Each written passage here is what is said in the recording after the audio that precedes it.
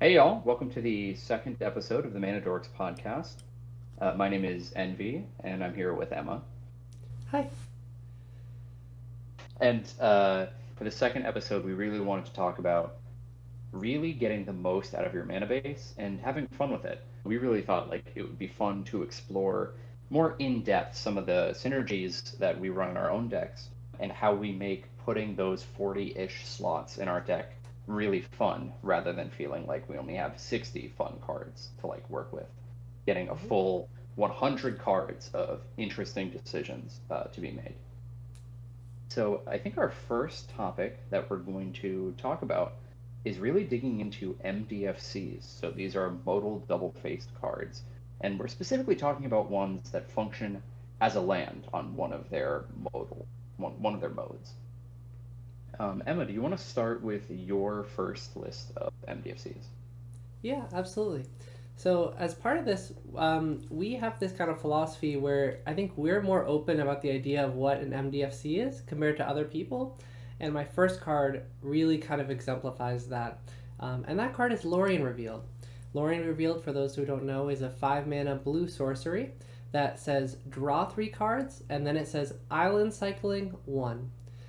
Island cycling, kind of a weird keyword if you don't know what it means. Basically, you'll pay 1 and discard Lorien Revealed, and then you'll search your library for any island, including non basics, put that into your hand, and then shuffle your library. At first glance, this is not an MDFC, right? An MDFC traditionally we view it as on one side it literally says land and you play it as a land, and on the other side it's a spell and you cast that spell. However, when you functionally look at what an MDFC entails, specifically a land MDFC, all it really is just having a land and a spell in one card, one piece of cardboard. Now, Lorien Revealed absolutely accomplishes this, right? Anything that you pay 1 to cycle for a land specifically essentially means if you grab an untapped land, that you've played a tapped land. What do I mean by this? If you have one land on the battlefield untapped, you tap it to Island Cycle Lorien Revealed, you get a basic island, let's say, and then you play that, you're back to having one untapped land and one tapped land, which is the same thing as if you had played a tapped land from hand and left your other land untapped. That's kind of the basis for a lot of what we're talking about here is like the idea of like opening your mind to what can be an MDFC and what can be a land. Personally, I put Lorien Revealed in my land slot, and I don't feel bad about that at all because I treat it like any other MDFC, where I treat it as essentially half a land. Because sometimes it's a land, sometimes it's not. It's both cards in one. There's other cards in this cycle from Lord of the Rings. This was a Lord of the Rings. This was a Lord of the Rings cycle where each thing cycled for 1 for each type of land, and the rest are also totally like fine if they fit in your deck. You should really consider them, right? Again, it's an MDFC. You should consider it. But I'm not as high on them. Lorien Revealed, though, I think is incredibly good. I think it's one of the best MDFCs ever printed. In a similar vein, there are 2 other cards that I wanted to talk about that are both kind of similar. These cards are Bushwhack and Thirsting Roots. For those unfamiliar, basically what these do, you pay 1 mana and you can search your library for a basic land and put it into your hand. And then on the other side, one of them is a fight spell and then one of them proliferates. This again you can view as just a tapped land MDFC. I'm not saying you have to run these cards necessarily, but the idea is like opening your mind to the idea that this card could be an MDFC can dramatically change the way that you deck build. Because again, you're paying 1 mana, right? You're tapping your land, you're grabbing a basic land, it's your land drop now for turn, and you have 1 tap land and 1 untapped land. Same thing as if you had a tap land, which many MDFCs are tap lands anyway. And if you really don't need the mana, you can even grab a non-basic for some of these. You can't for Bushwhack, but like you grab a non-basic and you've essentially like gone down a mana to do this, but like you don't have to do that, and you have the optionality, right? You decide in the moment what you want. And that's what's so fun about MDFCs is you decide what you want in the moment. Lorien Revealed, I do cast it sometimes, right? I cast it 5 mana, draw 3 cards. Feels great when it's an MDFC, right? I wouldn't run this as just a spell, and it would never go in my spell slot. It goes in my MDFC slots. And so that's kind of the cornerstone for what we're talking about. and it's how I have a lot of fun with my mana base. On top of this, there are also kind of more standard MDFCs that I really like to run. These are ones that are more specific to each deck. Not every deck needs all of these MDFCs, but they can be really valuable. The first one is Bogart Trawler, which is an extra graveyard hate slot in your land base, along with Bajuka Bog. If you really need graveyard hate, can't fit it in the deck, and you have Bajuka Bog already, you want another one? Bogart Trawler. Great. The other ones are Sundering Eruption, which has a bunch of text on it. Really, the main part is creatures without flying can't block this turn. It's a way of having a land in your deck that can kind of give you that like Alpha Strike, lethal, just like cast a spell, kill everybody. That's it. Because a lot of people won't be able to block any of your creatures. Waterlogged Teachings is a tutor that tutors only for instants or cards with flash. I love running this in my Alayla deck, which is a deck that is very draw go. It plays at instant speed. It has ways of generating mana on opponent's turn specifically, so it doesn't feel so bad to be spending 4 mana on this niche tutor. And then lastly, Revitalizing Repass is just 1 mana. It's a hybrid mana to make your creature indestructible. Really nice way of just incidentally protecting your commander when you really need it, or some other key piece. But on the other side, it's a tap dual land, totally fine, totally playable. So those are kind of my like MDFCs that I'm always considering. Like there are others that I look at, but like these ones are really like if it fits in the deck, I put them in. What did you have for some MDFCs? Yeah, so I really like your point about broadening the concept of what an MDFC is. Whether or not a card is actually printed as 2 sides of a card, a lot of cards are 2 cards in one, if you really break them down, or in some cases 3 cards in one. So I'm actually looking at some lands that function as spells as well, so kind of the inverse of a lot of what you talked about, spells that can grab lands and therefore function as lands. The most obvious of these are the channel lands. But I think the mistake a lot of people make is when they look at the channel lands, and probably the biggest one of these would be Boseiju, which is the 2 mana, 1 in a green. It can destroy an artifact, enchantment, or a non-basic land. You should be considering that as an MDFC.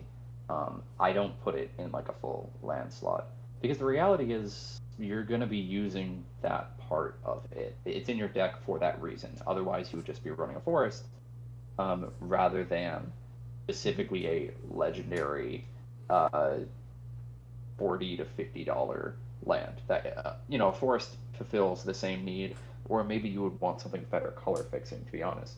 And so you should be expecting to cast it some portion of the time as its spell mode, and you really shouldn't be considering it just as a pure land. It is a spell and a land.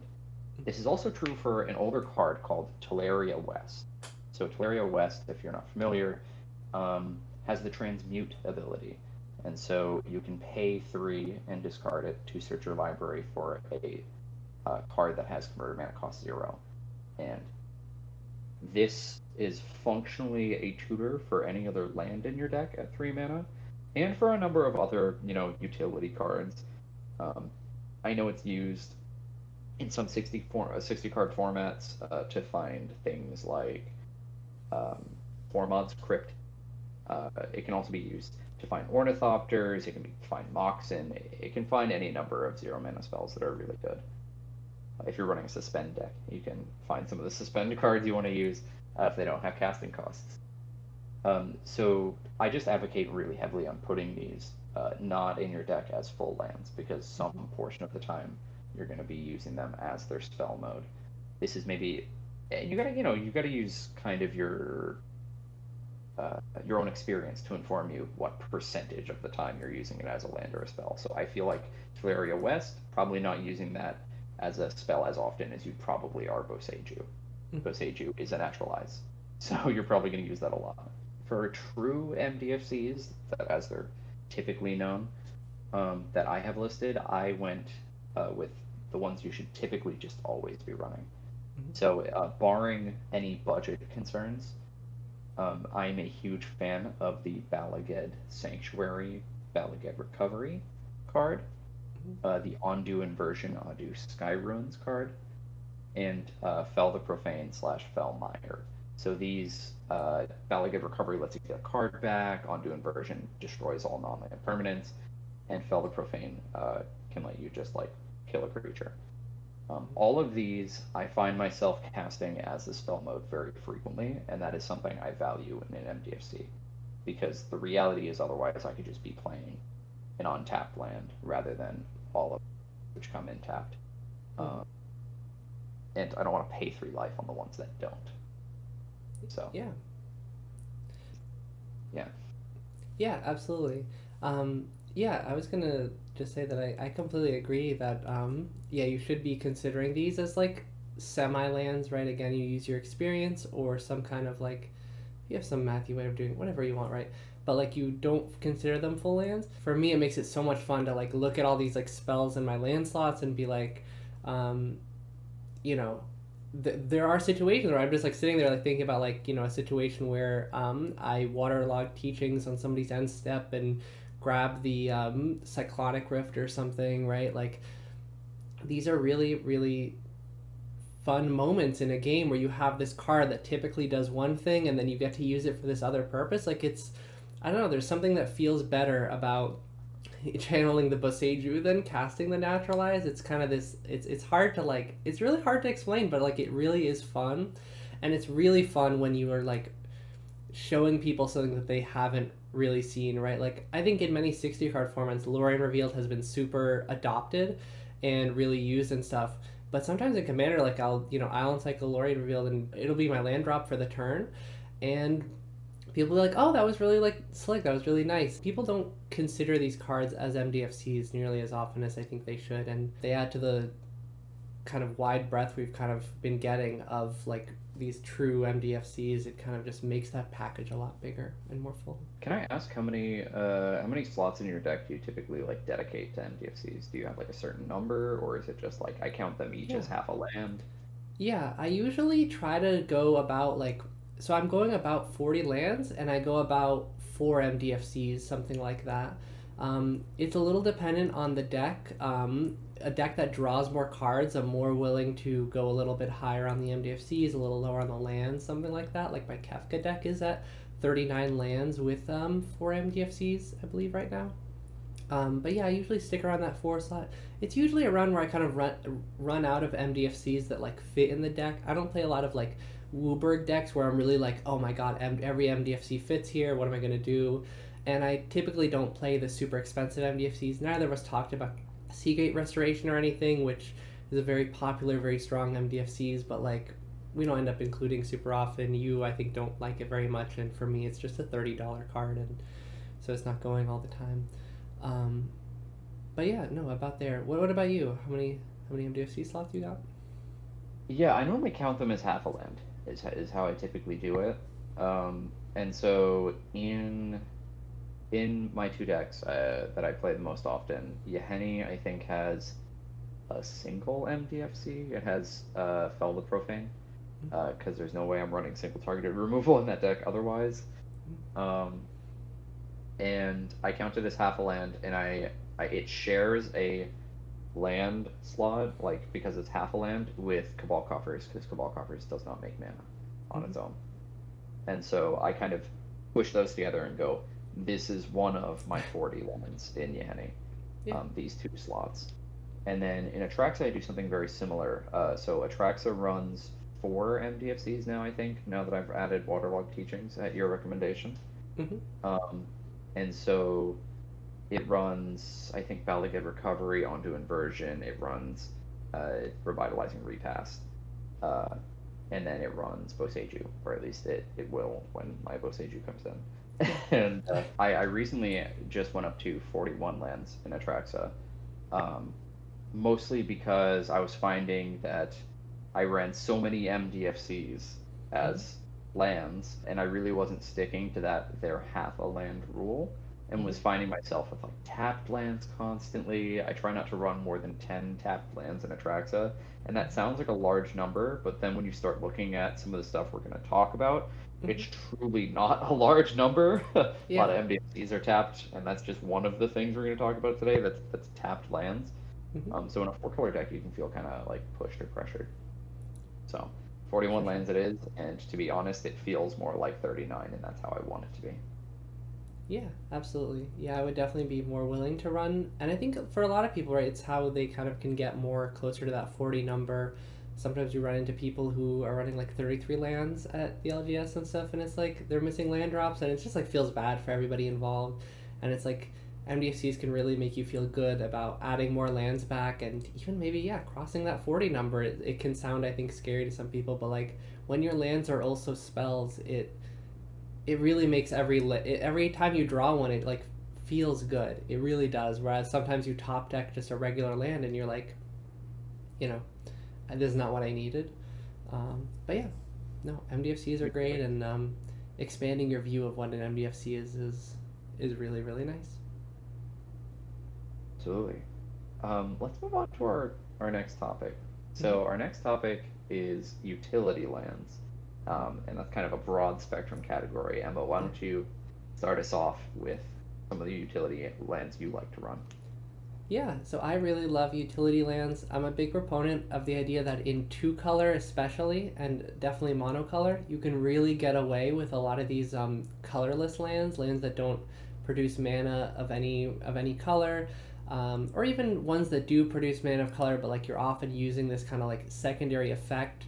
Um, so one really great example, one that I think people widely know as an amazing card, is Arena of Glory, which is a red land that can enter untapped if you have a mountain, and then you can spend one mana to exert it, to then get two mana that you can spend on up to two different creatures and give those creatures haste right after you've casted them. There are also a bunch of other haste giving lands. There's Amonkhet Raceway if you can handle the Start Your Engines thing. There's Flamekin Village, which is kind of like a budget Arena of Glory. There's Onward Battlements. There's a lot of really great haste giving lands, and these are super, super valuable. Especially in a deck where your commander is like a must kill on site. Like, if I untap with this, I win. Um, it's super, super nice. I run multiple of these in Rowan, Scion of War, which is this deck that basically, if I untap with the commander Rowan, as well as a way of pinging myself for a bunch of damage, and something to spend a bunch of mana on, I just win the game. And so I never want to be just casting Rowan and just pray that I untap. I always want to either have Swiftfoot Boots or Lightning Greaves. Like, I need a way to give her haste. She has to tap on that same turn so I can win. These are so great for that. They're also just so nice in general. If sometimes, like, you have these big scary threats. It doesn't have to be your commander. You can have this 10 drop where if you cast it and just like pass the turn, someone's just gonna kill it before it becomes your turn again. Haste is like so, so valuable, and the fact that you can get it on lands and there are multiple lands that do it is really, really nice. Some of the other utility lands I use: Emergence Zone, and to a lesser extent, Alchemist Refuge. These are two lands that essentially enable you to play spells at instant speed. You play them as though they had flash. Emergence Zone is really nice because it's colorless, so you can just kind of toss it wherever it fits. Alchemist Refuge is a Simic land, so it's a little bit harder to fit. I run Emergence Zone in my Alayla deck. The whole deck wants to play at instant speed and has a few ways of giving everything flash, but if those pieces get removed, it can be really nice to just sack the Emergence Zone and instant speed board wipe, right? Like, we talked a bit in the last episode about like how nice it is to play at instant speed, how much of an advantage it is. Um, it's really something people are not prepared for, not expecting, and if you just all of a sudden sacrifice a land and you play at instant speed, people are not ready for that, and they won't have counterplay to something like that. It's super nice, and it just feels fun. It feels so fun to like put this land into your mana base, and you're looking now at all your sorceries and all your creatures that are not instant speed, and like, you know, I can cast this damnation at instant speed or whatever. I can cast Farewell. I can cast Even just something that's like not just detrimental to your opponents, you're also allowed to cast things that are good for you before you untap. Yeah, super, super, super good. I also really like Urza's Cave as a utility land. Urza's Cave is a land that essentially lets you replace it for any other land for 3 mana as well as tapping it. This is really great in decks where you have these kind of like important lands in your deck. Things like Cabal Coffers, Nykthos, Three Tree City. There's a million of these lands that are like game winners essentially. This is your second copy of any of those, but it's also your second copy of any other utility land. If I need to instant speed graveyard hate somebody, Bajuka Bog normally can't do that. It's really, really, really difficult to play lands at instant speeds. I don't think there's any even legal way of doing it right now. But you can crack your Urza's Cave, get your Bajuka Bog, exile somebody's graveyard. These are things that I do. They happen in like real games that I'm playing, and like we talked in the last episode a lot about Urza's Cave because of how it synergizes with Ice Tilt, but even if you view it as a one-time solution, it's really great. It's definitely one of my favorite utility lands. It goes in essentially every deck. What utility lands do you got? I first just want to like shout out some of your picks here before I move on to my own, because I've Alchemist Refuge I've seen before from like back when I started playing, but Emergent Zone is really, really nice. We were talking about this the other day, that often you don't need something. There's other cards that do this, like Leyline of Anticipation, but the problem is everyone's gonna like murder you because they think they're always imagining the scariest thing you can do at instant speed, whereas Emergent Zone is so much more subtle. And in reality, you don't need to be playing your whole game with Flash unless you're in something like a Layla. But sometimes there's just a spell that you really want to resolve at instant speed. There's only a turn you need to like play all your threats out while the control player is tapped down. So that's really cool. And Urza's Cave, I mean, it's incredible.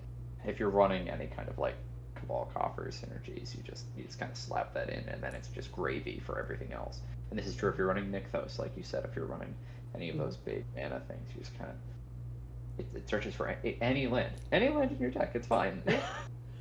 So incredible choices. Thank you. For the utility lands I've selected, the first round of them I have are things that make commanders unblockable. This is specifically Rogue's Passage and Shizo Death's Storehouse.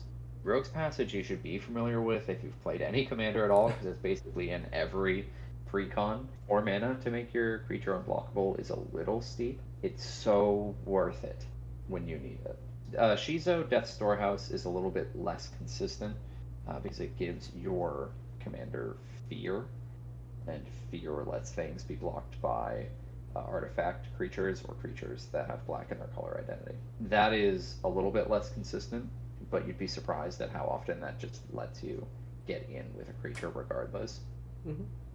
Shizo, I think, is also quite a bit more pricey than Rogue's Passage, because Rogue's Passage has been printed in everything, but it's really good if you have a commander that really needs to get in to do their effect, and is color identity is black. So if you have an on-hit effect on your commander that's like really pertinent for you to get through, and your commander doesn't have built-in evasion of any sort, I've almost run it in Yahenni a few times, but Yahenni's formula is very board wipe, then hit, and so there shouldn't be creatures on the battlefield regardless.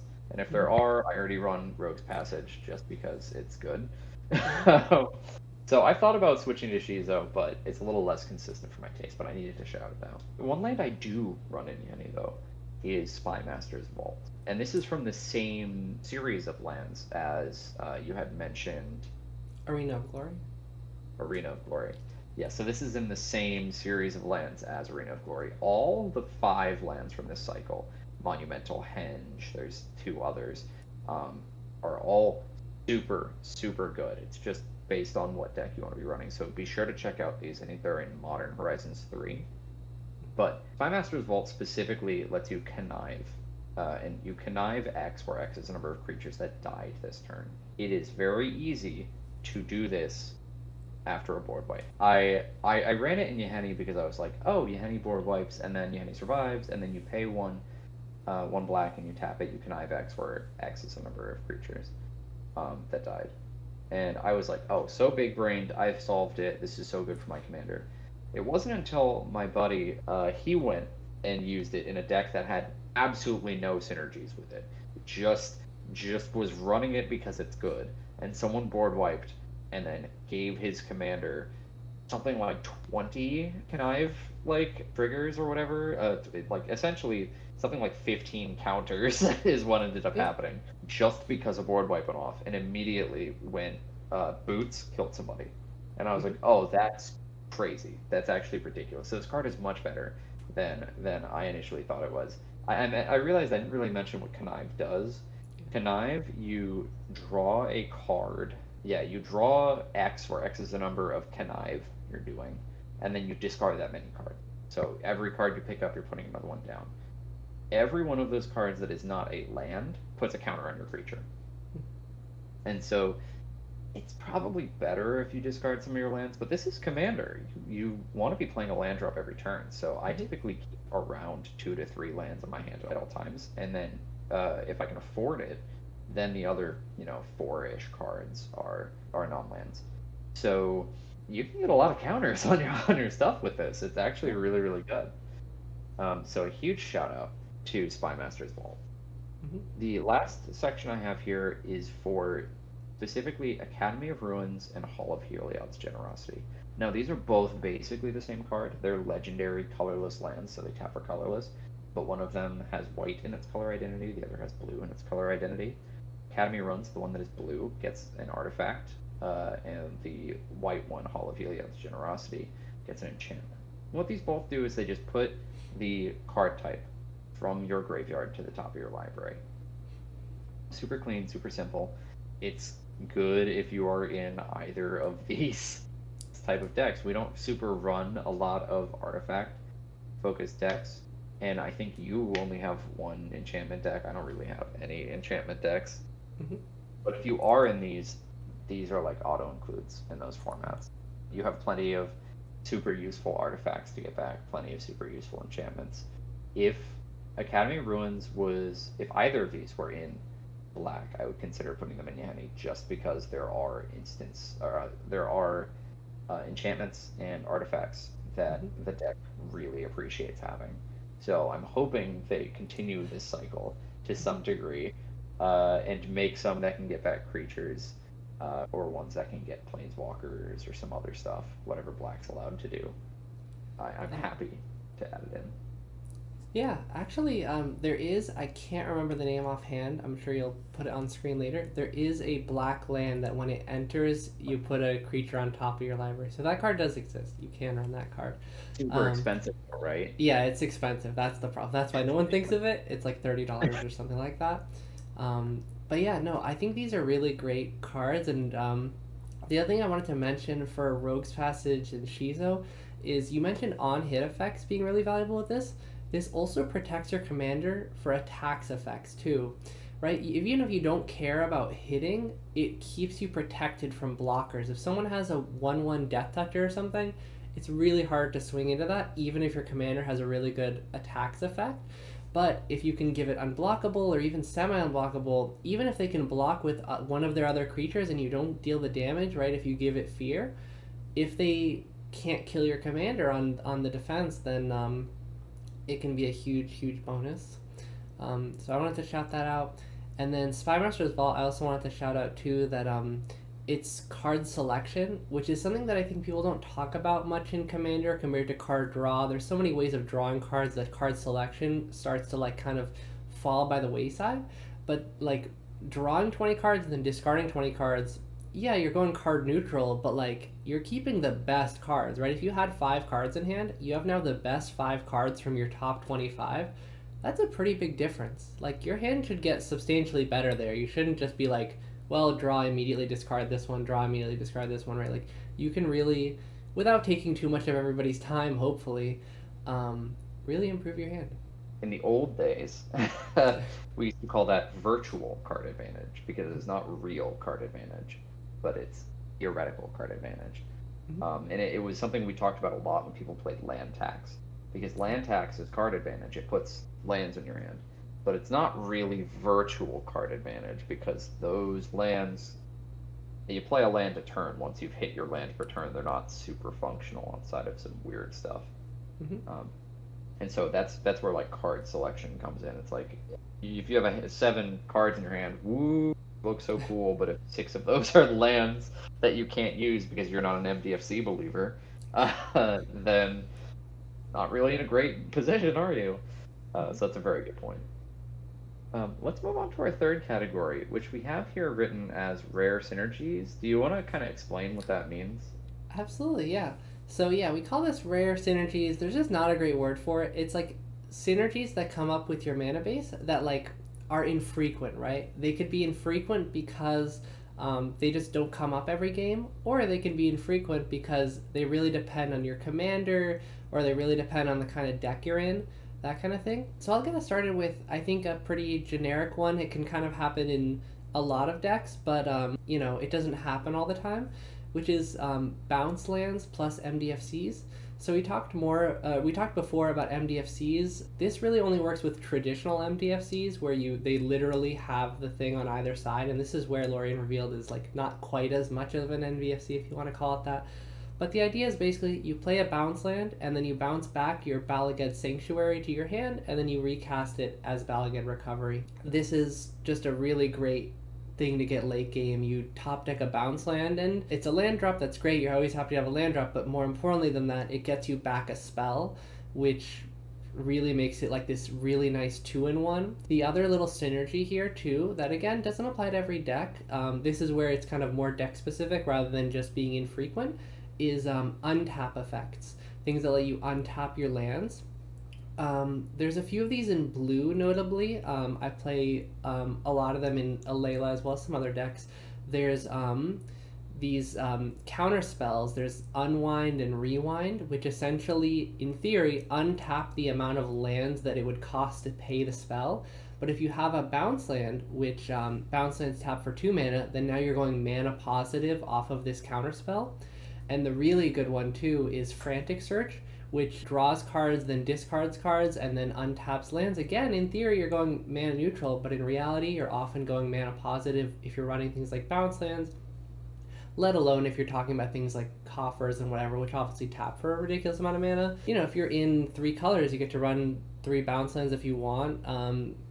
We call these rare. They really do. They happen I feel like every other game I'm bouncing an MDFC to hand or I'm untapping a bounce land. Like, it really happens a lot, and it's super exciting to be building your mana base and to be like looking at this situation where you're like, oh, I have this bounce land and this Balaged, and I can bounce the Balaged to get my farewell back or whatever, right? If for some reason you didn't exile graveyards or whatever, right? Like, you're just looking at this and it makes it really fun, right? That's the whole point of this. We want to be having fun with these other cards. We don't want to be thinking of them as just like veggies that we have to be taking. You can grill those veggies, you can make them taste good. You can enjoy them. We don't have to have the palate of a small child in 2025 anymore. But yeah, so that's the kind of first one that I have. The second one that I had is there are 3 lands that I would call copy lands. These are lands that copy a different land either on the battlefield or, in one case, in a graveyard. So these 3 lands, they are Vesuva and Thespian Stage, and do you remember the name of the graveyard one? It's escaping me right off the top of my head. Yeah, that would be Echoing Deeps. Echoing Deeps, yes, that's the third one. And these just have so many synergies with so many things all the time. Like, it's always a fun decision of what am I going to copy, especially because for some of them you can copy you can copy opponent stuff too, right? Maybe your opponent has a Coffers and Urborgau, and even if you're not in black, essentially 20 colorless mana can be super valuable. And you might want to take somebody's utility land. You might want to take somebody's bounce land if you don't have one but they do, so you can bounce your MDFC. The Echoing Deep specifically goes really nicely with Gifts Ungiven, which is a card that lets you tutor for 4 cards, and essentially 2 will end up in your graveyard and 2 will end up in your hand. If you have an Echoing Deeps in hand and you tutor for your Cabal Coffers and Urborg combo, in some fashion, right? Like, you have to really think about these piles, but you can essentially guarantee yourself having the full combo by saying, okay, if you discard my Cabal Coffers to the graveyard, I'm just going to play my Echoing Deeps, and I'm just going to have it anyway, right? I'm going to have a copy of it. And they enable your play to be much more sharp, and I really love cards like that. I really love cards where you get this element of skill expression, and it's not just, okay, what do I have in my hand? I'm just going to spew all these spells out just kind of in any order because it doesn't matter because they all just do whatever.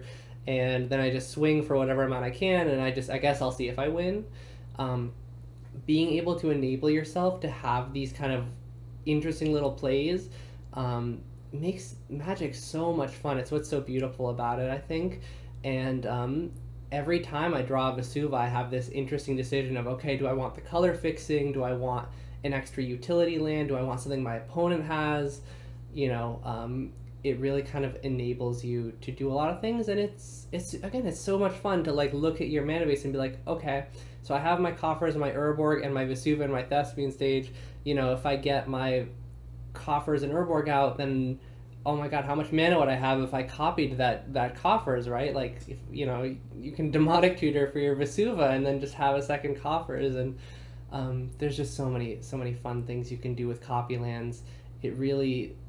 Again, these are things I put in every single deck. I bought literally like 8 Vesuvas and 8 Thespian stages because I was like, there's never really a deck where I don't want them because they're so versatile and just so good. What do you think about these kind of synergy effects? Yeah, in its worst scenario, Vesuva is a tapped basic, which is not the end of the world. I've done it before. It's a kind of a shameful move to be like, I guess it enters as a tap basic. Mm-hmm. What I realized though is that it's because I never kind of compute that my opponents also have lands that I could be targeting with Vesuva. I always, for some reason, think it only targets my own.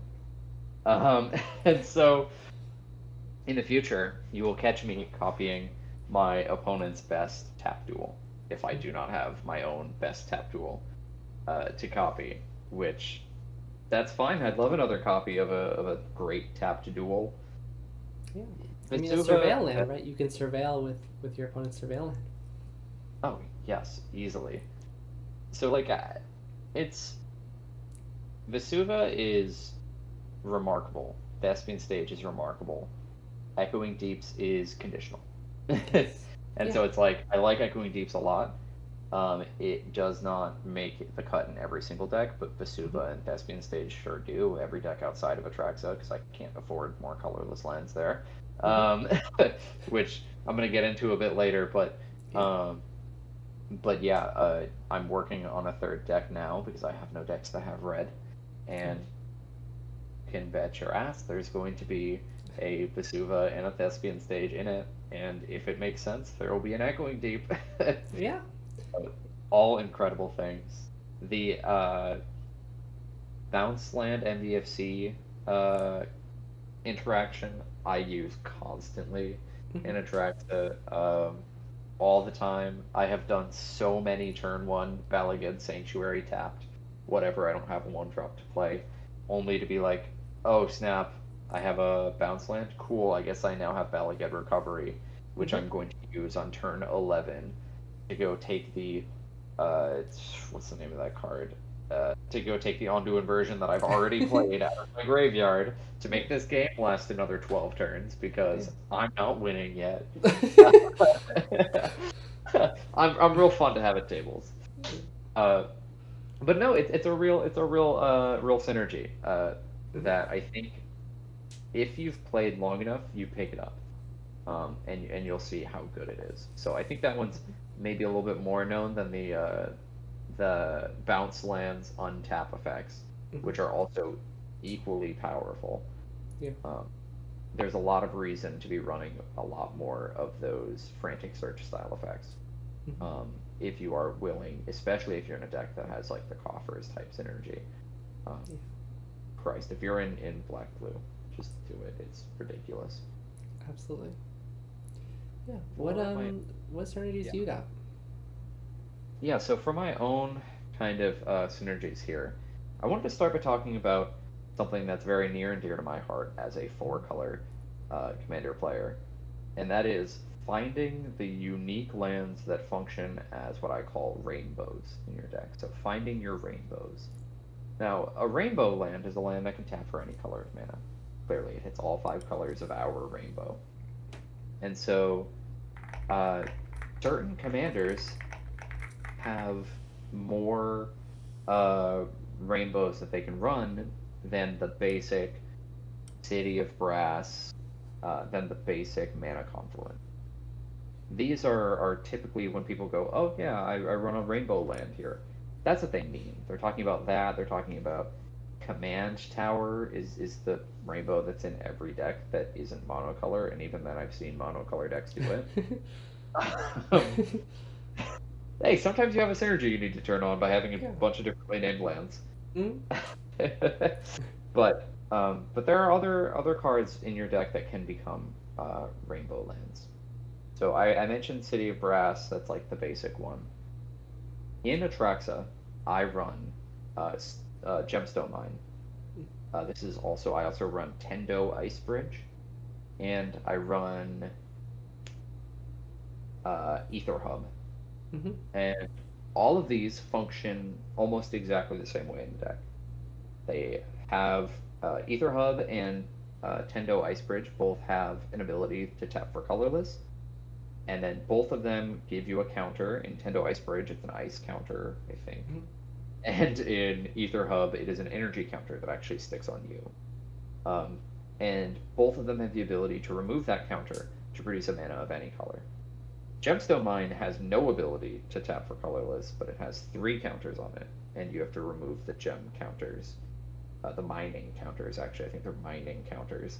And you remove one anytime you want to tap it for a mana of a certain color. And all of these in Atraxa, because I built her so heavily around proliferating, all of these function as rainbow lands, as enters untapped lands that will produce any color of mana when I need them. I obviously prioritize running Tendo Ice Bridge and Ether Hub because they have a colorless ability, which is super nice for when you only really need that counter early game. But Gemstone Mine, I have not sacrificed a Gemstone Mine from using all of its counters in probably 6 years. I've got enough proliferate in there. And there's a really cute synergy with bounce lands where if you've used up most of the counters, you bounce it back to your hand, it enters with its counters again. Yeah. If you have any other energy synergies, which Atraxa has 1 or 2 of, Ether Hub can turn back on once you've removed its last counter. So those are all of Atraxa's like special rainbow lances, I would call them. Reflecting Pool can be if you have a good enough mana base, Reflecting Pool becomes a rainbow land. It will tap for as good as your mana base is at the moment. So it'll never give you a color you don't have, but it'll give you the second pip you need to cast a certain spell. I also wanted to mention just a few here as examples. So there's Lazatep Quarry. There is Pillar of Peruns. There's Spire of Industry. So each of these you only really want to be running in certain deck archetypes. So for Pillar of Peruns, that one taps for 2 mana to cast multicolored spells. And so it's really cool in like that one Niv-Mizzet deck where the more multicolored spells you're running, it works really well. It's really cool in Ramos Dragon Engine because that really plays a lot of charms, and that's super cool. Spire of Industry works really well in artifact-oriented decks. I like it better than the alternative. There's Glimmer Void, I think it's called, where like if you don't, it taps for any color of mana, but if you don't control any artifacts, it sacrifices itself. That's really risky. You don't want that. That's putting you down a land the first time someone just tries to farewell, exile all artifacts. Congratulations, you lost the land. But Fire of Industry doesn't have that problem. Fire of Industry taps for colorless, and then if you control an artifact, you can pay a life and tap it for any color. It becomes a second City of Brass. Kind of a better City of Brass, because it doesn't deal damage to you later in the game. If your commander has lifelink, I really like Tarnished Citadel. You can tap it, pay 3 life, which is really steep, but if your commander has really nice lifelink, you can run that. So I really encourage you to kind of dig through just like Scryfall search. We love Scryfall. Scryfall? Yeah. Mana of any color, type land, and then just scroll down the list and you're going to see a lot of weird ones that are like not very good. But every once in a while you'll see one and be like, actually I can work with that.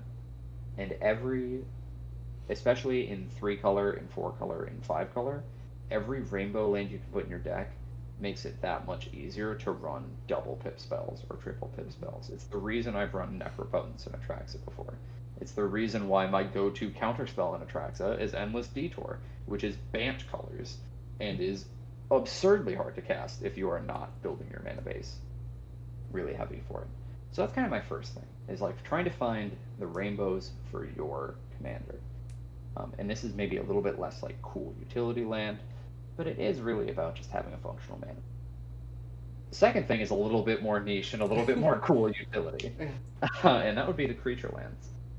So if you are not a 60 card player, you may not be aware that there are lands that can turn into creatures, because they're typically thought to be really bad in Commander.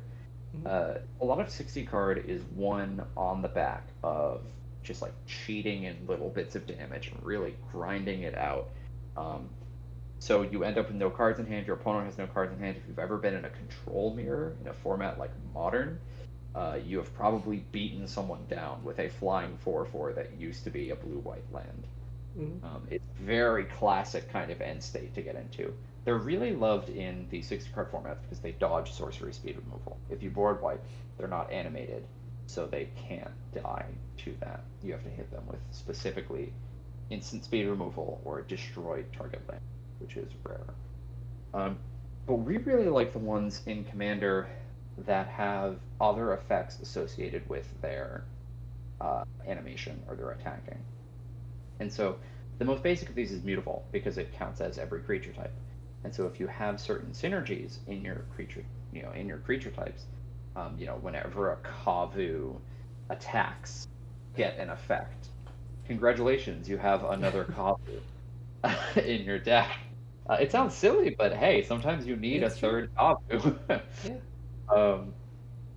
Restless Vents, whenever it attacks, so this one's in Rakdos, whenever it attacks, you rummage. You discard a card, then draw a card. Some of that card selection we were talking about earlier and how effective that can be. It can also trigger some of your Madness synergies. If you have some spells that can be cheaper to cast with Madness. It can trigger reanimation stuff if you're like, hey, I really need this card in my graveyard. It can power up your Delve cards because you're a Delve card believer, like we are. Yeah. I mentioned here Restless Cottage as well, same cycle. Restless Cottage can exile a card from a graveyard, and then it gives you a food token. Food tokens, super useful in food-oriented archetypes, but the graveyard exile is really what I wanted to hammer home, because it's really important in a lot of metagames to have the ability to exile cards from a graveyard, but you typically don't want to dedicate a whole slot to it. It can feel really bad to be like, I'm going to run a Tormod's Crypt in my deck. It doesn't do anything else for your deck most of the time. And so it's really cool when you have spells that just kind of incidentally hate on graveyards or can do it in a pinch. And this can do it in a pinch. If you're like, hey, that person is going to flashback their Past in Flames. If you're trying to flashback your Past in Flames and give all of their other spells flashback and just burn you out for a turn, it can be really helpful to just kind of nip that in the bud with your Restless Cottage. And honestly, if you were attacking with a Restless Cottage and said, hey, I need to get rid of that guy's Past in Flames, I would let you hit me. That is a noble enough cause that someone will let you hit them. Yeah. The last thing I wanted to mention is Inkmoth Nexus, because if you're in something like an equipment-based deck, like a Voltron-based deck, this is a very easy way, if your commander is uncastable, to get the Voltron damage you want in. It's the type of infect that isn't, oh, I'm going to give everyone a poison counter and slowly poison them out. It's the type of infect that's, I'm going to make a 1/1 flyer, slap 15 equipment on it, and kill you, because it's turn 10, someone just board wiped, and I need to take someone out of this game. Yeah. So these are just some examples of creature lands, also known as man lands, is what we used to call them back in the day, that I think have some utility in Commander, because people just straight up don't run these in Commander, but they do in other formats. It's another one of those, hey, everyone else has the secret sauce for this, but for some reason Commander players refuse to spice up their life a little. Yeah, no, absolutely. I'm such a huge fan of these cards that are like underrated in Commander, but like known to be great in 60 card. I think it's like such an untapped area to look at for like inspiration, right? Like the 60 card players, they know what they're doing, right? Like they're winning for a reason, and they like have strategy, and it's like so nice to adopt some of that. And especially Restless Fence is like, it's so good. I played in my Lesha deck where it really enables the graveyard synergy, and it's so nice, it's so good, it's such a good card. It's so like the opportunity cost is so low, especially in a 2-color deck, right? That's kind of where I think that's where I think land bases can get boring for people, is in 2-color, because they're like, I can just throw in all of these like dual lands that help me color fix and whatever, and it's like you're not competing for slots as heavily. But then you start looking at like a card like Restless Fence, and it gets you excited again. You're like, oh my god, this is great. This, can help me reanimate things. Like you said, card selection in general is just good. Huge fan. And yeah, when I saw Restless Cottage, I hadn't heard of it before. It seems super nice. Like, tokens, like making them is super good. It's good for like so many random things, right? Like you can trigger Caretaker's Talent. It helps you with affinity if you're in an artifact deck, right? It might not be something you think about, but like having an extra artifact can like matter for like these random little things, and like super good. Exiling cards from graveyards incidentally, super great. And huge fan of the finding your rainbows thing, especially Spire of Industry is like super good.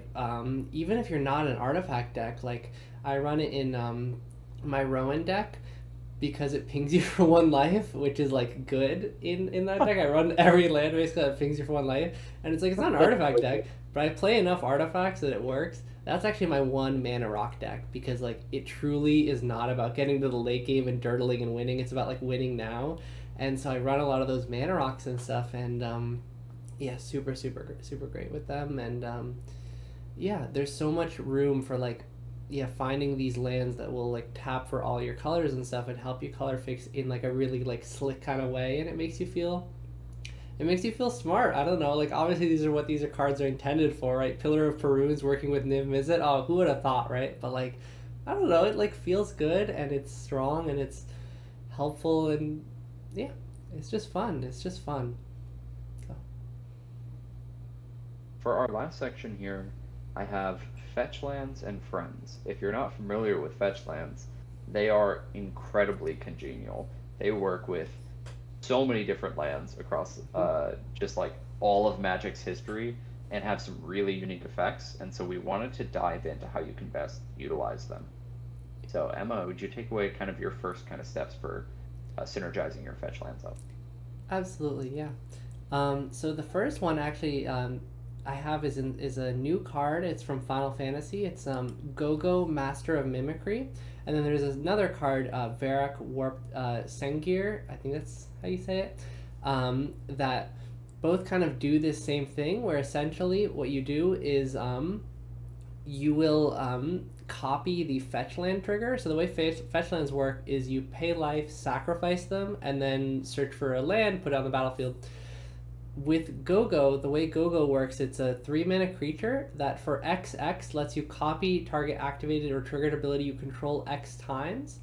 So basically, if you have this creature on the battlefield, you can pay 2 mana to ramp every time that you fetch, or you're allowed to pay 4 mana to ramp twice. You're allowed to pay 6 mana to ramp 3 times. Like, as long as you have targets for your fetch, which I hope you do, you can do it. And with Verak, you basically just like pay the life again, which is like even easier, right? Like, this is a 3 mana creature. The problem with it is it's Orzhov, right? So you can't run it in every deck, but like you basically just pay 2 life and your fetch land has become ramp, which is like super nice.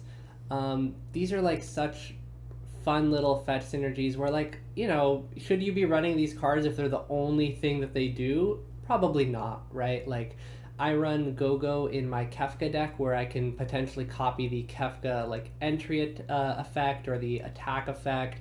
I have a bunch of other creatures that have these triggered or activated abilities and other things that have triggered or activated abilities. So like I have room there, but like it does come up where it ramps me, and it's really great. It's not too hard to like fit in, and if you're running the fetches anyway, it's just very nice and it's very fun, right? These cards make your mana base more fun, and they even work with kind of the budget lands that do the fetching, right? Like things like Evolving Wilds and stuff, right? It can make you more excited to put. I know personally I don't really like Evolving Wilds, but these kind of cards make me think, okay, you know what? I could get behind it. It's like, yeah, is it 1 in 20 games that this happens? Sure, but like that 1 in 20 games feels real nice.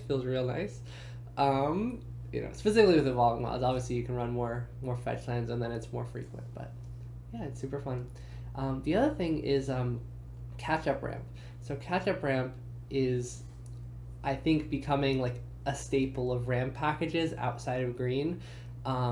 White's land ramp is very heavily based on catch-up, and there's a colorless ramp card that is called Surveyor Scope, which basically ramps you based on the number of people that have 2 or more lands in you.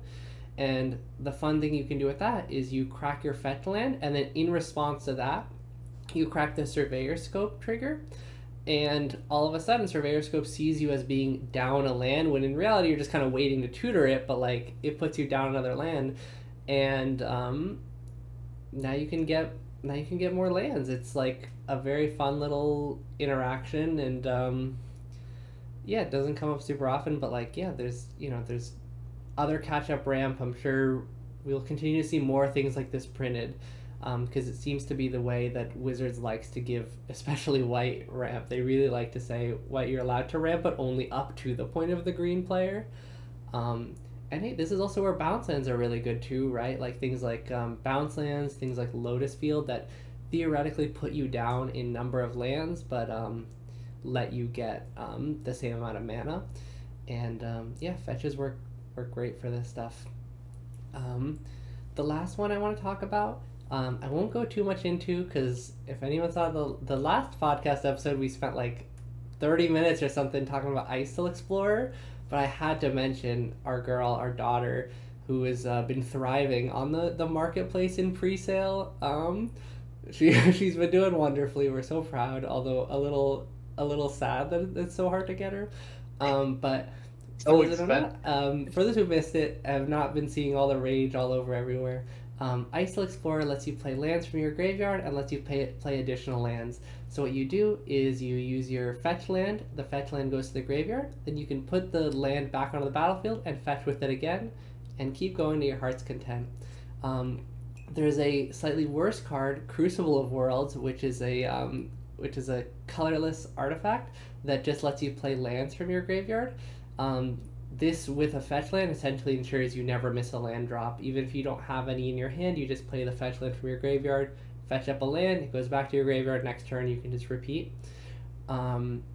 This is just like super nice. I mean, for Crucible, it's just like basically says never miss a land drop as long as you've played one fetch, which, for a lot of decks you may not need, but if you are struggling on like draw and stuff, that could be good. And if Crucible also has other synergy with your deck, it can be worth looking into.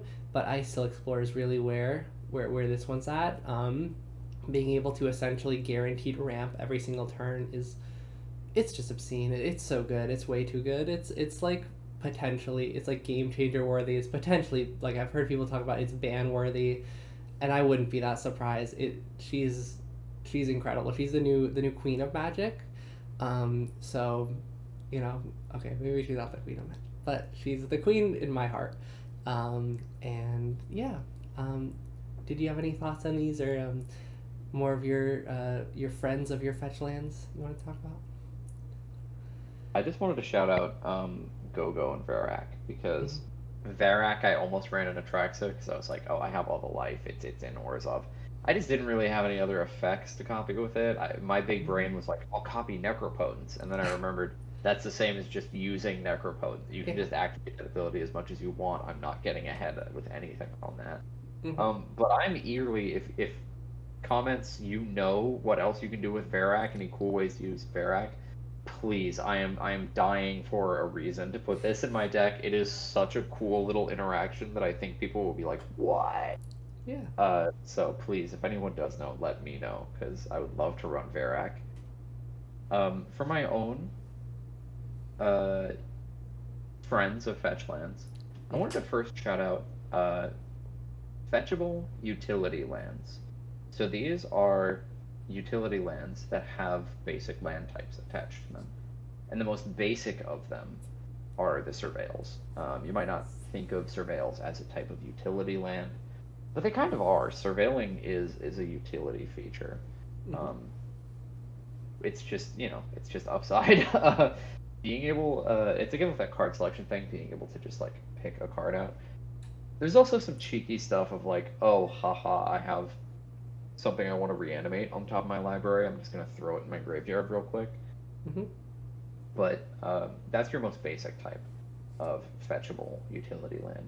The two that I really wanted to specifically name, though, were first Mystic Sanctuary, which is the first one that comes to mind anytime I'm thinking about like building fetch lands in a blue deck, because Mystic Sanctuary, for those of you who don't know, it's from Eldraine, original Eldraine. It enters untapped if you control 3 or more other islands, and it itself is an island. Cast for blue. When it enters the battlefield, if you control 3 or more other islands, it'll put an instant or sorcery from your graveyard to the top of your library. This card is so broken it is banned in Modern. It is banned in Pauper. I think it's still playable in Legacy, but I could be wrong about that. It's crazy. It is crazy powerful. It is so good to bring back your best, most recently used instant or sorcery, whatever your most powerful one is. There are loops you can do with it, like lock people out of the game. You can do infinite turns loops with this, by any of the infinite turns that don't exile themselves. You can bounce it back to your hand in any number of ways. There are specifically, I think what it got banned in Pauper for is that there's bounce an island back to your hand to cast a free counterspell, and then you would just play this again as your island to bring that spell back to the top of your library, and then you've just locked someone out of spells for the rest of the game. So Mystic Sanctuary is crazy. Mystic Sanctuary was in Atraxa until I could not hit the I have 3 other islands often enough. But it's always on the maybe it goes back in. It's always on my radar of like, if I do find myself consistently going, hey, I wish I had Mystic Sanctuary here, it'll go right back in. The other one to mention is Mistveil Plains. If you've ever played with the card Sunforger, which is an equipment that lets you basically tutor instant spells, red or white instant spells with converted mana cost 4 or less from your library. It's a very specific weird card. But Sunforger typically comes with a package of spells that you want to run with it. And one of these specifically searches at instant speed for a Plains. And this is the Plains you get. You always get Mistveil Plains, because Mistveil Plains says that you can put a card from your graveyard onto the bottom of your library. And so that means that it is once back in your, you cast your Swords to Plowshares, and it goes to your graveyard, and then you tap your Mistveil Plains to put it back into your library, and then the next time you use your Sunforger, you can get the same Swords to Plowshares. It's back in your deck now. So it is very slow, very weird recursion. But if you're running any number of tutors, it's very good. Because once it's back in your deck, your tutor can grab it. So this is really cool for any type of deck like that. If you're in Sunforger, that's an auto include. And you can also fetch it with your fetch lands. If you're not in Sunforger and you're in white, there still might be stuff you want to grab to get back from your graveyard and put back into your library. Even if you just like accidentally surveilled something you want back earlier.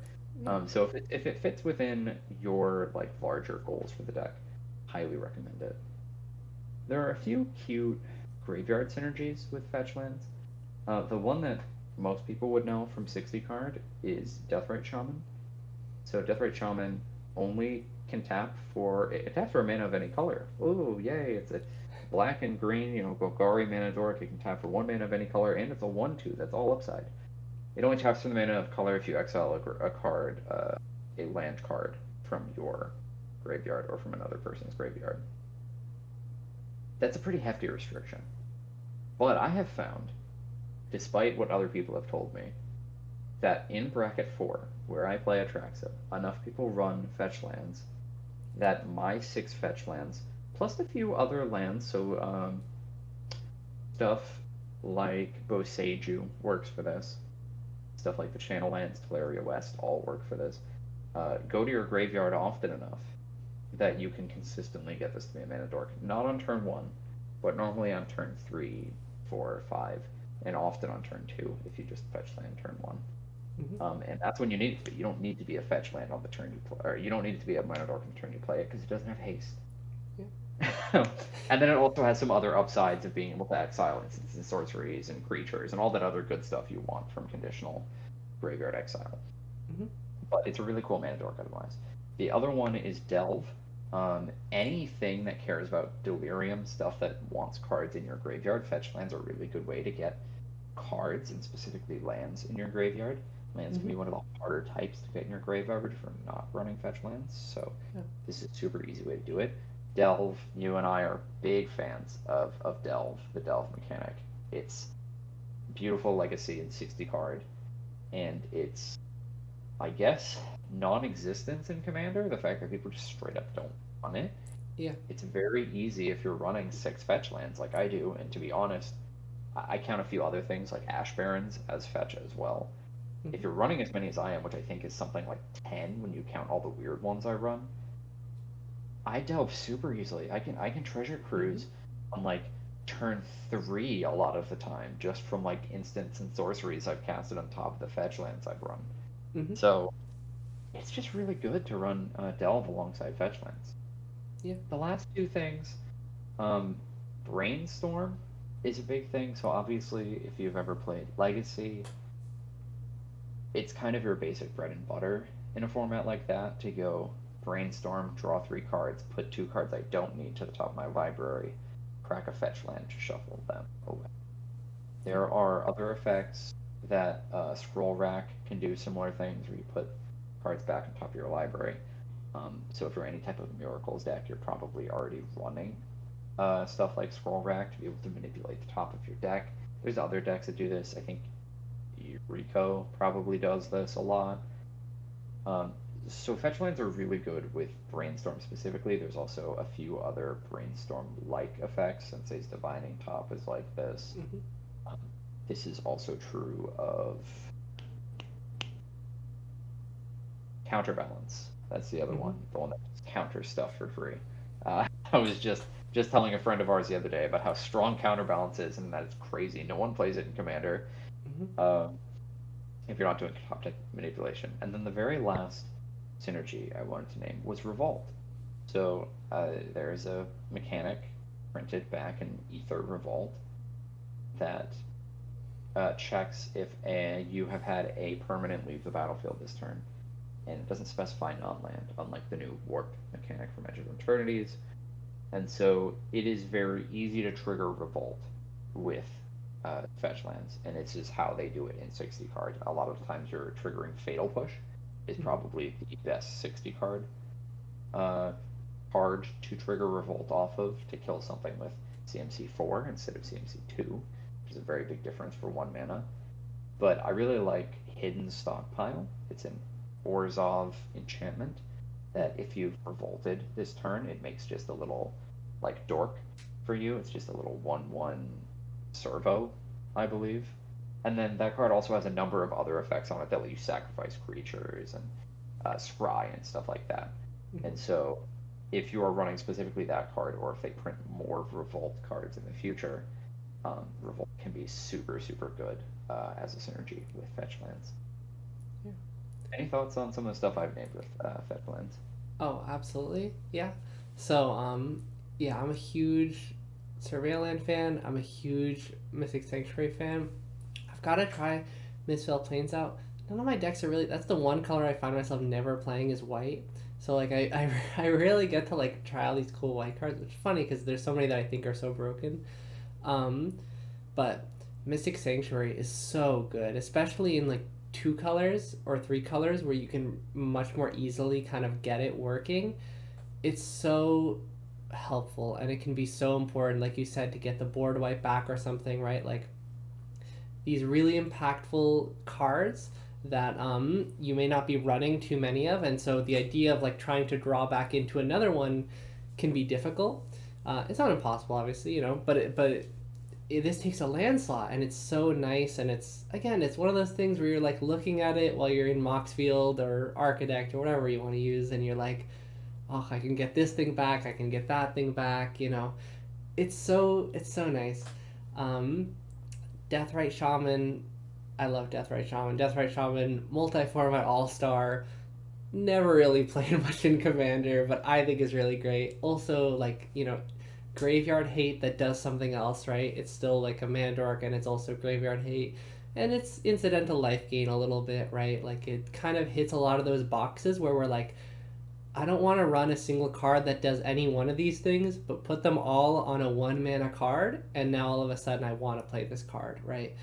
It's been joked to have been like a creature planeswalker before by people because it does so many different things, and it's really good. I mean, you see, this is not going to have as much as Commander, but in 60 card games, Deathrite Shaman closing the game out, dealing those last points of damage just to win. And then Delve, I mean, I hate to do this, but like, I love to do this. I'm a huge Delve believer. They're right on my desk, so I had to bring it up. I bought some dig through times to go in more decks because of how amazing it's been. It's so good. I got like 5 new dig through times, so I'm the new dig through time supplier of the Mana Dorks Podcast. I'm sure at least one of these will end up going to you at some point, but I'm a huge Delve believer. I'm all in on it. It's so easy to trigger, and fetch lands make it even better. Ashbear and stuff like that, they make it even better. It's like insane how easy it is to hit Delve 6 in Commander. Come on, you're playing so many cards, and I'm about to go on a Delve rant. I'm going to not go on a whole Delve rant about how ridiculous it is. It's ridiculous. It's insane. One of the most insane mechanics ever printed. But I'm a huge Delve believer, and yeah, like, sometimes you're like, well, what if I have to delve away, like, something I might want to recur later? Fetch lands are so good for that, because if you don't have a way of getting lands back easily, which most decks won't, then you can really just not feel bad about it. You're just like, okay, land, and then you're really just picking, like, 2 things that you want to delve away, and that's super key. Brainstorm also, I've been really experimenting with the idea of playing more of these cantrips in Commander. These cards that, for those who don't know, cantrip basically card that draws a card, so it replaces itself. There's a lot of these that are 60 card staples that no one really runs, and I have theories that some of them are actually really good in Commander, some of them maybe less so. I'm trying out, our friend is also on my desk, I'm trying out Ponder, the very fun little turtle Ponder that, for those who don't know, at one point people were trying to sell for like $30. Now it's like pretty cheap, very cute. I love the turtle Ponder. You gotta try things out, right? Otherwise you don't learn anything, right? Like, you gotta like some cards read really good and actually suck. Brainstorm is a card that I think can read pretty bad to a new player. To a new player, you're like, why would I ever play this, right? but then like you see it happen with fetch lands, you do it yourself. You do it with things like Lorien Revealed. Lorien Revealed has actually enabled Brainstorm to be even better in Pauper, because you can't play normal fetch lands, but you can play Lorien Revealed, and that lets you shuffle your library. Just anything that lets you shuffle. I mean, even if you Rampant Growth, right? Brainstorm, Rampant Growth, you shuffle those things away. You know, it's not that you're playing bad cards, but sometimes cards are bad in your hand. Sometimes you are playing bad cards because they're fun, if we're being honest, right? Like, we all love throwing in a terrible card that's just kind of a pet card. And sometimes it really just doesn't fit, and you brainstorm it, you fetch it, you shuffle it away, and then it's great.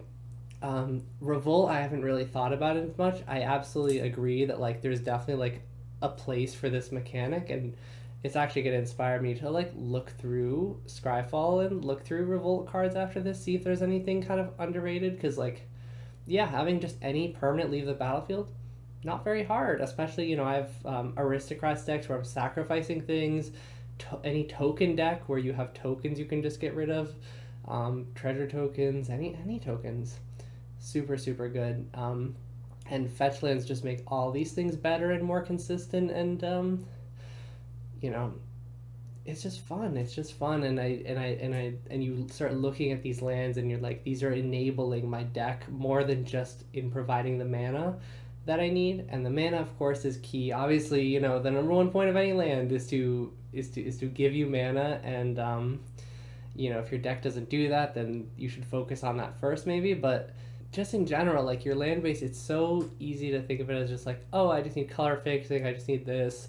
Let me go to EDH Rec, grab all the super cheap budget, color fixing lands, and I've been there. I've done that. I've, gone through and just like I have a little handy cheat sheet tier list of my favorite budget color fixing lands, and I love including those. But these utility lands, these fetches, these like bounce lands, MDFCs, all these synergies are really make it fun for me, and have made the whole act of building the deck be the fun part, rather than just be like, all right, here's my 40 lands, and now time to have fun and build my rest of the deck. No, it's like, it's all fun, and it should be all fun. Every day they print, not every day, every set they print new options, right? We just looked at the station lands, and we had a bunch of conversations just offline, just about like, are these worth it? Same thing with the adventure lands for Final Fantasy. Ultimately, we're not super sure any of those are super worth playing outside of specific decks and stuff, but like, it's fun to think about, it's fun to talk about, and you're like really like looking at, I'm frequently in a position where I'm making cuts from my land base, you know what I mean? I'm not like, how do I hit 40 lands? I'm like, how do I go down to 40 lands? And that's such a good feeling. It's so nice. And even between the budget options, I'm like deciding like, what do I think is better, like the the Scry land, the Pain land, the Tango land, the Verges. We haven't talked at all about those, but I honestly think those can be fun too, to like sit and think about, like, for my deck, what is better? Do I have synergy with Pain lands? Look, maybe you don't, but like, you could, right? Like, you could have, Rowan has Pain land synergy, she will run the one color tapping Pain lands just to take it that extra point of damage, you know what I mean? There are things that like you can really find for your commander, and you can really have so much fun with it. And I don't know, this is just such an amazing game, and there's so much depth, and viewing half your deck almost as just like nothing is like doing such a disservice to like what you are being offered, and the fun you could be having. Yeah, what really inspired me to want to talk about this, and what inspired us to talk about it more, I was sitting there looking at Atraxa, and I was like, I am frequently having more moral quandary infighting with myself about my land, like the 40-ish cards that make up my lands, than I am the other 60 cards of my deck, because I have solved a lot of like what I want to be doing with Atraxa. I have found like the best in slot cards that I want to be running for all of my ramp package, and it's really diversified in the way it draws cards, and it's got a little bit of stacks, it's got a little bit of planeswalkers, it's got a little bit of like proliferate stuff. And it was when I got to lands that I was like, oh, but do I run this card because it only works in this deck, or do I run the thing that's probably strictly better but a little bit less cool? Or like when Ice Till came out, I was like, oh my god, or at least was spoiled. I was like, oh my god, there's even more stuff I could do with this. And I Mm-hmm. sat there and I was like, we have a lot of conversations, and when I say we, I mean Reddit, has a lot of conversations about how, oh, the game isn't fun because I have to run 40, just like 40 part slots of my 100 card deck are already taken up by whatever, and then I have to run another 20 staples just to make sure I draw cards and play ramp effectively. And then you're asking me to run removal? What? My deck is 15 cards when I'm done with it. And it's Mm-hmm. like, sure, if you want to be like really dumb about how you build decks, you get 15 cards because you're going to run Trouble in Pairs in every deck. You're going to run Cyclonic Rift in every deck. You're going to run Mm-hmm. the same copy paste list of all the best lands that EDH Rec tells you to play. No hate on EDH Rec. Mm-hmm. I love the folks over there at EDH Rec. But it's going to feel boring if all you're doing is taking an EDH Rec deck list and Yeah. copy pasting it. So what I realized is, oh, a lot of other people aren't really pulling this apart to the same degree that I have Mm-hmm. for a lot of like my own decks. And so I wanted to ask, is there anything specific? I'll provide an example and then I'll shoot it over to Mm-hmm. you. Is there anything specific, any certain like quanta you're trying to hit with a lot of your lands? So in Atraxa, I have a rule that like if I'm going to run Deathrite Shaman, I want Mm-hmm. at least 10 lands that could theoretically end up in my graveyard because Yeah. I want it to function as a mana dork most of the time. Also in Atraxa, I run at least one of each basic because, as your roommate put so eloquently once, as our lovely producer or music producer, uh, Venus wrote so beautifully once. Basic lands are great because they come in untapped and produce one mana of a color that you need for your deck. Yeah. Never so eloquently have I ever heard basic lands put so beautifully. That is why they are good. Basic Yeah. lands are good because they come in untapped and produce one color that you need for your deck. And so Yeah. you should run at least one basic of every color your deck needs. Yeah. And the fact that I need to say that is crazy, but some people don't, and you should. At least one of each. I would Mm-hmm. recommend in fewer color deck you run a couple more than one, but I make sure I run at least one of each basic, Mm-hmm. and I have a rule that I run like you know 2 bounce lands, and I try not to run more than 10 tapped lands total in Mm-hmm. Atraxa. And so, like, do you have rules like that you set for yourself in your own decks? Yeah. I mean, I definitely have rules about like um, colors and stuff. That they're not as like quantified by numbers, I think. But like, I love my utility lands. I love colorless lands. I think they're super super good. But I definitely do try to like keep it to what is reasonable, right? Like if I'm playing, and really this is the kind of thing that you learn a lot from playing, right? That there's plenty of online calculators. There's one actually by a YouTuber, Salubrious Snail, who has a pretty good mana base calculator that I do recommend if you're like truly don't want to do testing through games, but like want to know if you're going to hit your colors. It's pretty good. It's pretty well done. Um, Usually I just go based on like, wow, I really had a terrible time with colors in this game. Like I'm being too greedy or whatever. Um, I go with that kind of stuff. I definitely also make sure that yeah, like with my bounce lands that like not going too heavy. I definitely wouldn't play like everyone legally allowed in Kefka. I think I play two. Um, yeah. 1 second. I'm trying to think.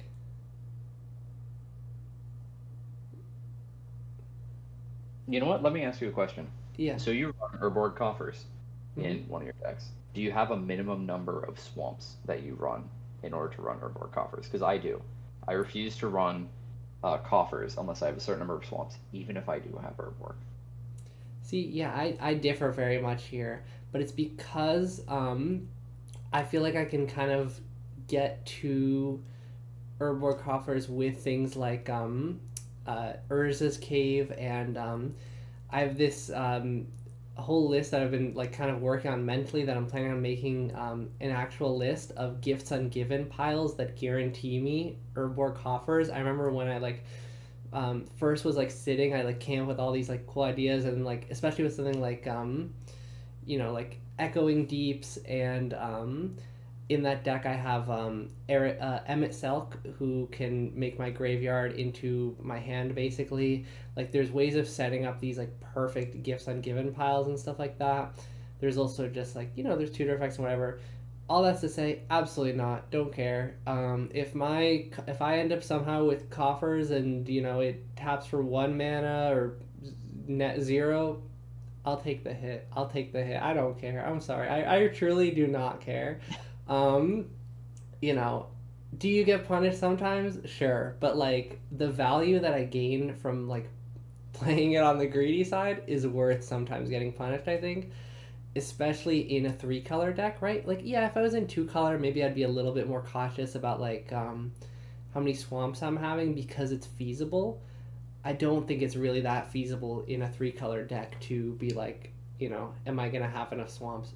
I'm not, right? Like I might Cabal Coffers might tap for 1 mana basically, right? And worst case also it color filters, right? It color filters my colorless mana into colored mana. That's really getting into like pretty depressing states of playing a Cabal Coffers, but like I don't know. I talk about getting punished. I've never gotten punished. I don't know. It's not happened to me yet, and I'm sure one day it will. And I'm sure I'll just move on, shuffle up, go to the next game, and forget it ever happened. You know what I mean? Like, I don't know. I just can't. I can't see myself sitting there and being like, oh, how many swamps do I have? I don't know how many swamps I have. Coffers, I assume, just works with Urborg, and anything else is gravy. If it truly can tap for a few mana without Urborg, fine. Whereas even if it taps for 1 mana, is it any different than just playing a swamp? Like no, it's just I might as well just like it's better than the swamp because it has the upside.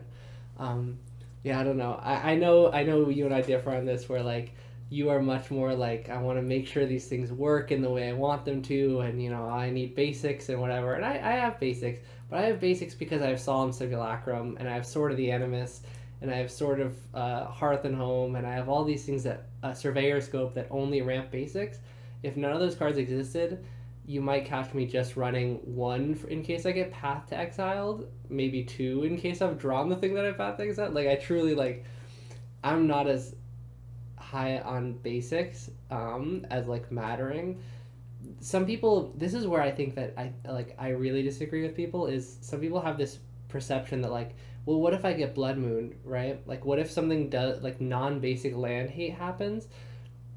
I just lose. It's like fine. It's fine to admit that you just lose to an effect like that, because having 1 of each basic is like, could it save you? It could.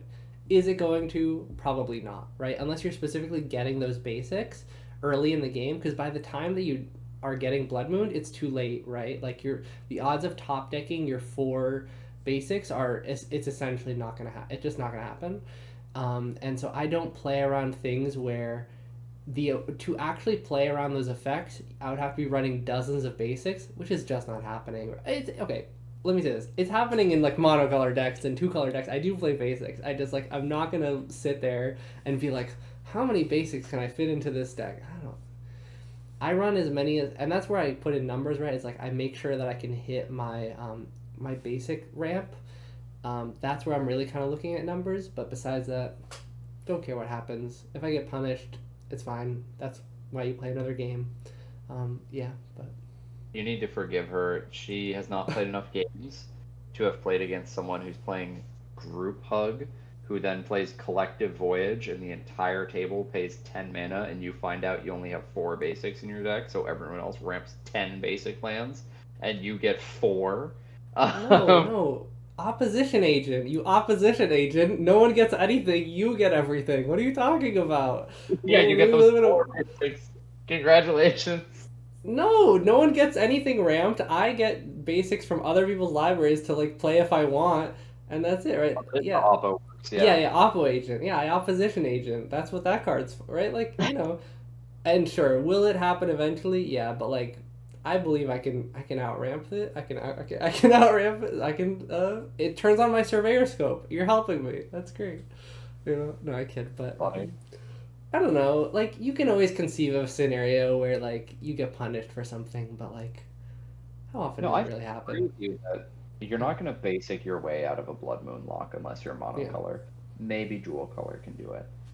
I mostly run basics because I run stuff like Fable Passage, or I run stuff like Fable Passage. Fable Passage is it's good Evolving Wilds, right? Same thing with Prismatic Vista. I don't think I run Prismatic Vista, but I've considered it a number of times for Traxa. And then in Yeheni, it's like your monocolor. I have a rule in Yeheni about like I don't run fewer than I think 18 swamps with a coffers.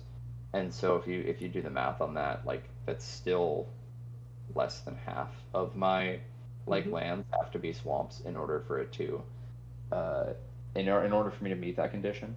But in reality, Yeheni ramps so many basic lands through sort of the Animus that I run something like 26, I think. Yeah. And it's because I'm just well, else am I going to run in mono black? A bunch of utilities, sure, but I think Yeheni has the inverse rule that Atraxa has, where Atraxa doesn't run more than 10 tapped lands. Yeheni doesn't run more than 10 colorless lands, specifically. Yeheni even runs Waste, because I have colorless spells I need to cast. And so I need to tutor up. You'll never see it coming. You'll never see null elemental blast coming. It'll get you out of nowhere. Never You have gotten me with it before. It's true. I have gotten got by the null elemental blast. Honestly, so funny. Can't be mad. That's the thing. Embrace just being like, you know what? That's hilarious. You know what? Go ahead. Sure. That's really good job. You know what I mean? Because I'm sure that's a dead card 80% of the time. More, probably 90% of the time is a dead card in hand. You get me with it once. I'm glad you had fun. Oh, it's comical. Yeah, it's the mono black mana tithe. Yeah. It's only going to work every once in a while, but it'll be damn funny when it does. Absolutely. Yeah, is there anything else you wanted to talk about before we wrap up the cast today? I don't think so. I think I gave my little spiel. I just think like there's so much fun to be had, and they're just gonna keep doing this. That's really, I guess, what the point is. Like, we list specific cards because like these are cards we're excited about, but like there's a million other cards out there that can synergize with your mana base, or can be part of your mana base that maybe things we haven't seen. I'm sure like someday 2 months from now there'll be a card we look at that like existed 6 years ago and we never thought of, and that's what's so great. Or a new card will come out that synergizes with something, a new cycle of lands, right? Like surveils have not been around forever, right? Like when those came out, it was like people were questioning like, are these good, are these bad, whatever. They turned out to be amazing, but like to be on the kind of edge of that and like figuring that stuff out, and you got to be looking at this stuff. And yeah, like Scryfall is such an amazing resource. Just before this, we were using it to talk about different things we were going to talk about, just to kind of prep for the podcast and stuff. And there's so much to be found there. It's such an amazing resource. Yeah, just the whole point of this is not to be another EDH rec where you're like, oh yeah, I'm gonna put all these things in and that's it, and that's great, and that'll make things more fun, it'll make things better. But like if you have the time, it can be such a blast to like scroll down and looking at these weird lands that like nobody really plays or only some people play, or and finding niche scenarios. Super fun. What about you? Any other finishing thoughts? I think the number one takeaway I would want people to, I guess there's two really big things. The number one of all is do not run sub 37 lands. Yes. You're lying to yourself. I have seen so many edgy Redditors with their like, no, you don't understand my Krenko deck because this, that. First of all, you're not green, so argument invalidated that you're already starting off on the wrong foot. Second, it's not a treasures deck, which is the only other thing I could potentially. And third, it's not CEDH. So those are the only scenarios in my head I'm picturing where you're running sub 37 lands. if you are sitting there and going, no, my deck works great with 32 lands, be honest with yourself about how often your pod lets you mulligan. Mm-hmm. Because I have been in so many pods where, my typical rule is one free. I think that's typically the standard. You get one free friendly mulligan. I have been in a lot of pods where people say, mulligan until you get a functional hand. Mm-hmm. Sure, if your pod lets you do that, whatever. But that's emblematic of bad deck building when you're like, I need to mulligan 6 times to get a hand that I consider functional. Yeah. That's crazy. That's actually ridiculous. And even then, once you've mulled to the right hand or whatever, if you're not running something like Mana Tithe, you're not gonna hit lands the rest of your. You mean land tax? Land tax, that's the one. Excuse me. Mm-hmm. If you're not running land tax, then you're not gonna hit your lands for the rest of the game. Like, there's not a lot of ways that you're gonna guarantee you hit your land drops, even if you do mull to the perfect 7. Mm-hmm. So that there's any one thing. You don't need to run maybe all 40. You don't need to go like me and be like 41 technically with all my MDFCs. Mm-hmm. But don't go under 37. Like, be real about this.